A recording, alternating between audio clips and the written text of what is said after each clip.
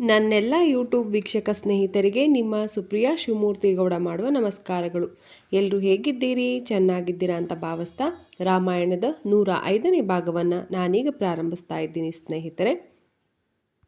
ರಾಮಾಯಣದ ಇಂದಿನ ಭಾಗದಲ್ಲಿ ಸರಮೆಯು ದುಃಖ ತಪ್ತಳಾಗಿದ್ದ ಸೀತಾಮಾತೆಗೆ ಸಮಾಧಾನವನ್ನು ಪಡಿಸ್ತಾ ಇದ್ದಾರೆ. ಹಾಗೆ ಈಗ 105ನೇ ಭಾಗದಲ್ಲಿ ಏನಾಗುತ್ತೆ ಅನ್ನೋದನ್ನು ಮುಂದುವರಿಸ್ತಾ ಇದ್ದೀನಿ. ಲಂಕೆಯನ್ನು ಸಮೀಪಿಸಿದ ರಾಮ ಮತ್ತು ಕಪಿಭಟ ಸ್ತೋಮವು ಲಂಕೆಗೆ ಉತ್ತಮವಾಗಿ ಮುತ್ತಿಗೆ ಹಾಕುವ ವಿಧಾನಗಳ ಬಗ್ಗೆ ಚರ್ಚಿಸತೊಡಗಿದರು. ಆಗ ವಿಭೀಷಣನು ಹೀಗೆ ಹೇಳಿದನು: ನನ್ನ ಮಂತ್ರಿಗಳಾದ ಅನಲ, ಪನಸ, ಸಂಪಾತಿ ಮತ್ತು ಪ್ರಮತಿಯರೊಡನೆ ಪಕ್ಷಿ ರೂಪವನ್ನು ತಾಳಿ ನಾನು ರಾವಣನ ಯುದ್ಧ ಸಿದ್ಧತೆಗಳನ್ನು ವೀಕ್ಷಿಸಿದ್ದೇನೆ. ಅವರ ರಕ್ಷಣೆ ಹೇಗೆ ಹರಡಿದೆ ಎಂದು ನಮಗೀಗ ತಿಳಿದಿದೆ. ನನ್ನ ಪ್ರಿಯ ರಾಮನೇ, ರಾವಣನು 60 ಲಕ್ಷ ರಾಕ್ಷಸರೊಡನೆ ಲಂಕೆಯನ್ನು ದಾಳಿ ಮಾಡಿ ಕುಬೇರನನ್ನು ಪರಾಜಯಗೊಳಿಸಿದ ಹಾಗೆ ನೀನು ಈ ವಾನರರ ತಂಡದ ಸಹಾಯದಿಂದ ವಿಜಯವನ್ನು ಪಡೆಯುವೆ ಎಂಬ ಭರವಸೆಯು ನನಗಿದೆ ಎಂದನು. ಆಗ ರಾಮನು ಆದೇಶಿಸಿದನು: ನೀಲನು ಪೂರ್ವದ್ವಾರದಲ್ಲಿರುವ ಪ್ರಹಸ್ತ್ರನ ಮೇಲೆ ದಾಳಿ ಮಾಡಲಿ.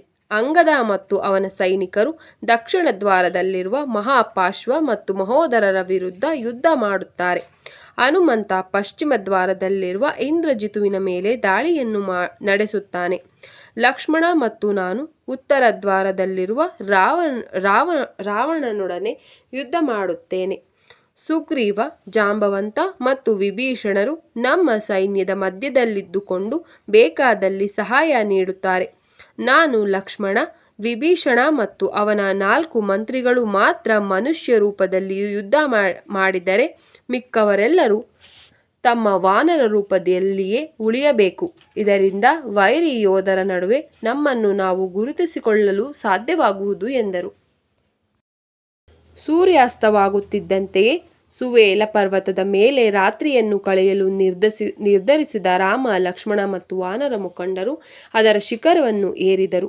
ಆಗ ಸೂರ್ಯಾಸ್ತವಾಯಿತು. ಕತ್ತಲು ಕವಿದಿದ್ದರೂ ಪರ್ವತದ ತುದಿಯಿಂದ ಲಂಕೆಯ ಒಂದು ಉತ್ತಮವಾದ ದೃಶ್ಯವು ಅವರಿಗೆ ಕಂಡುಬಂತು. ಅಸಂಖ್ಯ ದೀಪಗಳಿಂದ ಮಿನುಗುತ್ತಿದ್ದ ಆ ನಗರವು ಆಕಾಶದಿಂದ ತೂಗು ಹಾಕಿರುವಂತೆ ಕಂಡುಬಂದಿತ್ತು. ಮುಂಬರುವ ಯುದ್ಧದಲ್ಲಿ ಹೋರಾಡಲು ಸಿದ್ಧರಾಗಿದ್ದ ರಾಕ್ಷಸ ಯೋಧರನ್ನು ರಾಮನ ಸೈನ್ಯದ ಮುಖಂಡರು ಕಂಡರು.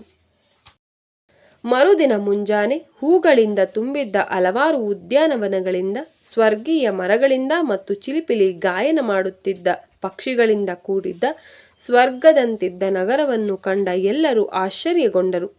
ಶತಯೋಜನ ಉದ್ದ ಹಾಗೂ ಶತಯೋಜನ ಅಗಲದಲ್ಲಿ ಹರಡಿದ್ದ ತ್ರಿಕೂಟ ಪರ್ವತದ ಸಮತಲದ ಶಿಖರದ ಮೇಲೆ ಸುಂದರವಾಗಿ ಸ್ಥಿತವಾಗಿದ್ದ ಲಂಕೆಯ ಗೋಡೆಗಳಿಂದ ಆವೃತವಾಗಿತ್ತು. 20 ಯೋಜನ ಉದ್ದಕ್ಕೆ ಹಾಗೂ 20 ಯೋಜನ ಅಗಲಕ್ಕೆ ಹರಡಿತ್ತು. 1000 ಕಂಬಗಳ ಆಧಾರವನ್ನು ಹೊಂದಿದ್ದ ರಾವಣನ ಅದ್ಭುತವಾದ ಅರಮನೆಯು ನಗರದ ಮಧ್ಯದಲ್ಲಿತ್ತು. ನಗರವನ್ನು ದಿಟ್ಟಿಸಿ ನೋಡುತ್ತಾ ಅದರ ಭವ್ಯತೆಯ ಗುಣಗಾನ ಮಾಡಿದ ರಾಮನು ಉತ್ತರ ದಿಕ್ಕಿನ ದ್ವಾರದ ಮೇಲೆ ಸೇವಕರಿಂದ ಗಾಳಿ ಬೀಸಿಕೊಳ್ಳುತ್ತಾ ಬೆಳ್ಗೋಡೆಯ ನೆರಳಿನಲ್ಲಿ ಕುಳಿತಿದ್ದ ರಾವಣನನ್ನು ಕಂಡನು. ವಾನರರು ಒಂದು ಪರ್ವತದ ಮೇಲಿಂದ ಇನ್ನೊಂದಕ್ಕೆ ಜಿಗಿದು ಮುನ್ನುಗ್ಗಿ ಲಂಕೆಯ ಹೊರಭಾಗದ ಉದ್ಯಾನವನಗಳನ್ನು ವಶಪಡಿಸಿಕೊಳ್ಳಬೇಕೆಂದು ಸುಗ್ರೀವನು ಆದೇಶಿಸಿದನು. ಆಗ ರಾವಣನನ್ನು ಕಂಡ ಅವನು ಸುವೇಲ ಪರ್ವತದ ಶಿಖರದಿಂದ ರಾಕ್ಷಸ ರಾಜನು ಕುಳಿತಿದ್ದ ಉತ್ತರ ದ್ವಾರಕ್ಕೆ ಕೂಡಲೇ ಹಾರಿದನು. ರಾವಣನನ್ನು ತೀವ್ರವಾದ ತಿರಸ್ಕಾರದಿಂದ ದಿಟ್ಟಿಸಿ ನೋಡಿದ ಸುಗ್ರೀವನು, ನಾನು ಭಗವಾನ್ ರಾಮನ ಸೇವಕ ಮತ್ತು ನಾನು ನಿನ್ನನ್ನು ಇಂದೇ ಸಂಹರಿಸುವೆ ಎಂಬುದಾಗಿ ಘೋಷಿಸಿದನು. ರಾವಣನ ಮೇಲೆ ಬಿದ್ದ ಸುಗ್ರೀವನು ಅವನ ಕಿರೀಟವನ್ನು ಕೆಳಗೆ ಬೀಳಿಸಿದನು. ಚಕಿತಗೊಂಡು ಸುಗ್ರೀವನನ್ನು ಹಿಡಿದುಕೊಂಡ ರಾಕ್ಷಸ ರಾಜನು ಅವನಂತೆಯೇ ಅಬ್ಬರಿಸಿ ಸುಗ್ರೀವನನ್ನು ನೆಲಕ್ಕೆಸೆದನು. ಆದರೆ ಚೆಂಡಿನಂತೆ ಕೂಡಲೇ ಪುಟಿದೆದ್ದ ಸುಗ್ರೀವನು ರಾವಣನನ್ನು ಬಿಗಿಯಾಗಿ ಹಿಡಿದುಕೊಂಡು ಅವನನ್ನು ಬಲವಾಗಿ ನೆಲಕ್ಕೆ ಎಸೆದನು. ತಮ್ಮ ಉಗುರುಗಳಿಂದ ಒಬ್ಬರನ್ನೊಬ್ಬರು ಪರಚಿದ ಶೂರರಿಬ್ಬರು ರಕ್ತ ಮತ್ತು ಬೆವರಿನಲ್ಲಿ ತೊಯ್ದಾಗ ಒಂದು ಭೀಕರವಾದ ಮಲ್ಲಯುದ್ಧವೇ ಪ್ರಾರಂಭವಾಯಿತು. ಒಬ್ಬರನ್ನೊಬ್ಬರು ಮುಷ್ಟಿಗಳಿಂದ ಹಾಗೂ ತೋಳ್ಗಳಿಂದ ಒಡೆದು ಬಹಳ ಸಮಯ ಮಲ್ಲಯುದ್ಧ ಮಾಡಿದ ಬಳಿಕ ಅವರು ಸೀಮೆಯ ಗೋಡೆಯ ಮೇಲಿಂದ ಕಂದಕದ ಮಧ್ಯದ ಜಾಗದಲ್ಲಿ ಬಿದ್ದರು. ನಂತರ ಪುಟಿದೆದ್ದ ಇಬ್ಬರು ತಮ್ಮ ಮಲ್ಲ ವಿದ್ಯೆಯನ್ನು ಪ್ರದರ್ಶಿಸುತ್ತಾ ಕಾಳಗವನ್ನು ಮುಂದುವರೆಸಿದರು. ಕೊನೆಗೆ ಕೇವಲ ತನ್ನ ದೈಹಿಕ ಶಕ್ತಿಯಿಂದ ಸುಗ್ರೀವನನ್ನು ಸೋಲಿಸಲು ಸಾಧ್ಯವಿಲ್ಲ ಎಂದು ಅರಿತ ರಾವಣನು ತನ್ನ ಮಾಯಾ ಶಕ್ತಿಯನ್ನು ಆಹ್ವಾನಿಸಿದನು. ಇದನ್ನು ತಿಳಿದು ಹೋರಾಟದಿಂದ ನಿರ್ಗಮಿಸಲು ನಿರ್ಧರಿಸಿದ ಸುಗ್ರೀವನು ಗಾಳಿಯಲ್ಲಿ ಹಾರಿ ರಾಮನಿದ್ದಡೆಗೆ ಹಿಂದಿರುಗಿ ಹೋದನು. ಸಾಹಸವನ್ನು ಪ್ರದರ್ಶಿಸಿದ ಸುಗ್ರೀವನು ಬಹಳ ಆನಂದ ಪಟ್ಟಾಗ ಅವನ ಅನುಯಾಯಿಗಳು ಹರ್ಷದಿಂದ ಕುಣಿದಾಡಿದರು. ಸುಗ್ರೀವನನ್ನು ಪ್ರೇಮದಿಂದ ಆಲಿಂಗಿಸಿದ ರಾಮನು ಅವನನ್ನು ಮೃದುವಾಗಿ ಆಕ್ಷೇಪಿಸುತ್ತಾ, ನನ್ನ ಅನುಮತಿ ಇಲ್ಲದೆ ಈ ಕಾರ್ಯವನ್ನು ಮಾಡಲು ಧೈರ್ಯ ಮಾಡಿದ ನೀನು ಓರ್ವ ಮೂರ್ಖನಂತೆ ವರ್ತಿಸಿರುವೆ. ಇದಲ್ಲದೆ ರಾಜನ ಮರಣವು ಸಂಪೂರ್ಣ ದೇಶಕ್ಕೆ ಒಂದು ದುರ್ದಶೆಯನ್ನು ತರುವುದರಿಂದ ನೀನು ಇಂತಹ ಗಂಡಾಂತರವನ್ನು ಸ್ವತಃ ಎಂದು ಎದುರಿಸಬಾರದು. ಓ ಸುಗ್ರೀವನೇ, ರಾವಣನು ನಿನ್ನನ್ನು ಕೊಂದಿದ್ದ ಪಕ್ಷದಲ್ಲಿ ನಾನು ಅವನನ್ನು ಖಂಡಿತವಾಗಿ ಸಂಹರಿಸುತ್ತಿದ್ದೆ. ವಿಭೀಷಣನನ್ನು ಲಂಕೆಯ ಸಿಂಹಾಸನದ ಮೇಲೆ ಹಾಗೂ ಭರತನನ್ನು ಅಯೋಧ್ಯೆಯ ಸಿಂಹಾಸನದ ಮೇಲೆ ಸ್ಥಾಪಿಸಿದ ಬಳಿಕ ನಿನ್ನನ್ನು ಸಾಯಲು ಬಿಟ್ಟಿದ್ದುದಕ್ಕಾಗಿ ನಾನು ನನ್ನ ಪ್ರಾಣವನ್ನೇ ತ್ಯಜಿಸುತ್ತಿದ್ದೆ ಎಂದನು. ಆಗ ಸುಗ್ರೀವನು, ಸೀತೆಯನ್ನು ಅಪಹರಿಸಿದ ಆ ದುಷ್ಟ ರಾವಣನನ್ನು ಕಂಡಾಗ ನನಗೆ ಅವನನ್ನು ಹಾಗೆ ನಿರ್ಲಕ್ಷಿಸಲಾಗಲಿಲ್ಲ ಎಂಬುದಾಗಿ ಉತ್ತರಿಸಿದನು.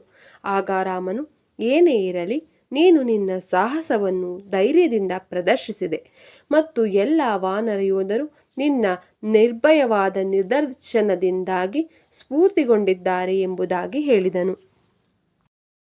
ಲಕ್ಷ್ಮಣನ ಕಡೆಗೆ ತಿರುಗಿದ ರಾಮನು ಹಲವಾರು ಶಕುನಗಳನ್ನು ನೋಡಿದರೆ ಸದ್ಯದಲ್ಲೇ ಒಂದು ಮಹಾ ವಿನಾಶವಾಗುವುದೆಂದು ತೋರುತ್ತಿದೆ.